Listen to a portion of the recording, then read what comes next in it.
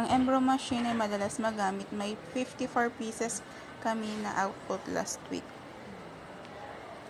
Ito ang monitor screen, needle bar,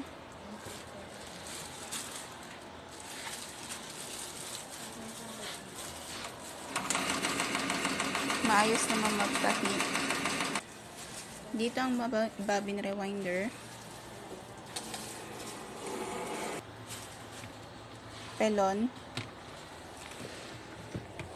frame storage, tools, used threads, unused threads. Ito ang production log, inventory,